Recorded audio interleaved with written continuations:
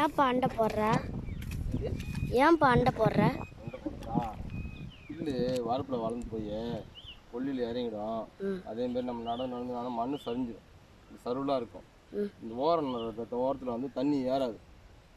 அதை அண்டிச்சு அதை கொத்தியை போட்டோம்னா மறுபடியும் நம்ம பரம் பிடிப்போம். ஓட்டி பரம் பிடிப்போம். அப்படின்னா வேணால் மண் இன்னும் மேலே வந்து மேடை கிராஸாக வந்து மேடாக ஏறிடும். வெட்டி போட்டோம்னா வச்சுக்கோ நடக்கிறதுக்கு நல்லாயிருக்கும். இந்த இடமும் மட்டமாகிடும்.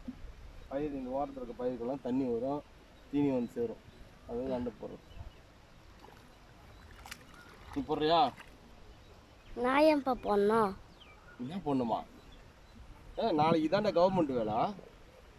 நான் படித்து டாக்டர் ஆகப்போம்பா. டாக்டரா?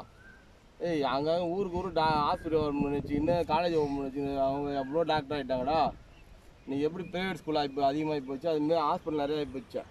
டாக்டருக்குலாம் பெருசாக சம்பளம் தர மாட்டான். இதுக்கு தான் சம்பளம் அதிகம். இன்னும் 20 வருஷத்தில் இது கவர்மெண்ட் வேலை இது கிடைக்காது.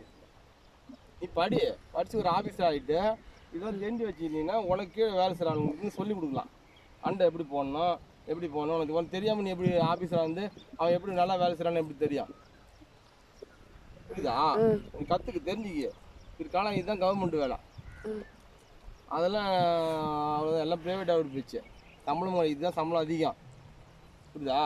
கார்பரேட்டுக்காரன் எல்லாம் இதில் தான் வந்து இறங்கிட்டான். எங்கே பார்த்தாலும் பிளாட் போட்டாச்சு. இன்றைக்கி 4 ரோல் போடுறேன், நாளைக்கு இதுதான் சம்பளம். புரியுதா? இதை கற்று வச்சுக்க. காலத்தில் உதவும். சரியா? கழுத்து மட்டும் அந்த காலத்தில் விற்றுட்டு போகிறீங்க. நீ சரி, உங்கள் அண்ணனும் சரி. அப்படியே தெரிஞ்சுக்கிறியா? சொல்லித்தா நீ பாரு எப்படி பண்ணுறேன்னு பாரு.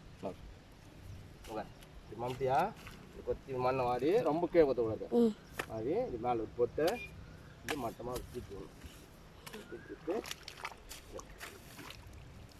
போட்டு அது எடுக்கிறோமா, எடுத்து இது போட்டு புல்லு மாதிரி இந்த மாதிரி போட்டோம்னா அது கட்டமாயிடும். கீழே மடைஞ்சிடும். புல் வளரும், ஆனால் லேட்டாக வளரும். அது வரைக்கும் அதுக்குள்ளே செடி ஓரளவு வளர்ந்துடும். அப்புறம் மறுபடியும் அதாவது அப்புறம் அறுத்துக்குவாங்க, பாட்டு கற்றுக்குவாங்க. இது வெட்டி போடுறியா?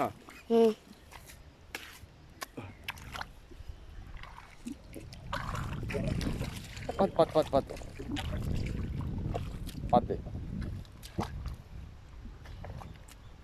கால் நல்லா இடையே வச்சுக்கணும்.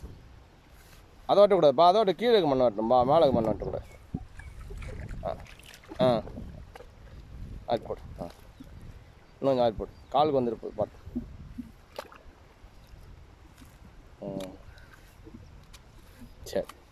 சரி போது விடு. நீ பெருசான கற்றுக்கு விடு. விடுவா. நல்லா என்னடி?